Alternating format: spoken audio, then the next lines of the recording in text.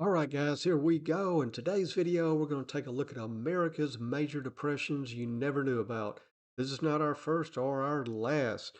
And the reason being is that we have a lot of influencers out there all over, well, regular broadcast systems, YouTube, Twitter, you name it, social media, saying, we're already in a recession or we're going to be going into a recession first quarter of 2023. And then on top of that, many are saying we're going to roll next into a depression. Okay.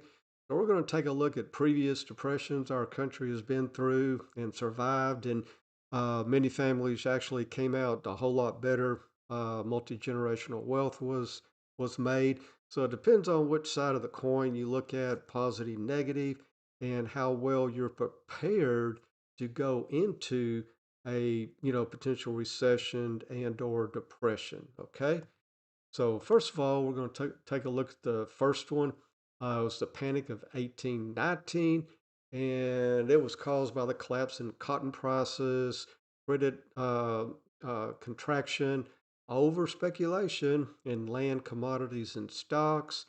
And this was considered America's first Great Depression, 110 years before the next Great Depression. It's like each generation has a greater depression, if that makes sense.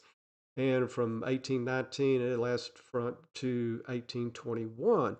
Then in 1837, we had, believe it or not, we had a real estate bubble caused by erratic American banking policy. Where have we heard and seen that before? And then President Andrew Jackson, he may have to take a little responsibility here because he refused to extend the Second Bank of the United States charter.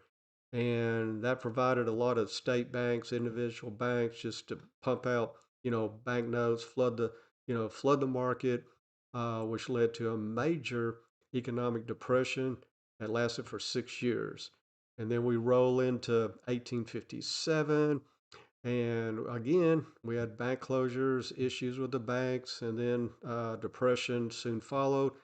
And this one lasted for 3 years, which brings us to 1893, the next situation we had.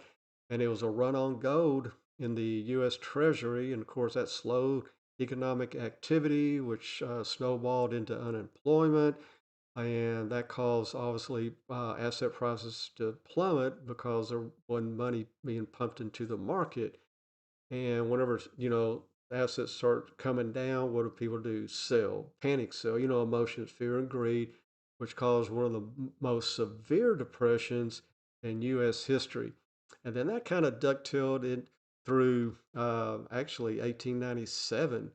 It wouldn't fully recover because we had a pause in the interim, but then the economy fell into another recession in late 1895. So depression, recession, and as I was saying, we didn't fully recover until mid 1897, which brings us to the last Great Depression, where we lost. Well, the Dow lost about 90% of its value. Okay, now that has been so far, the worst on record.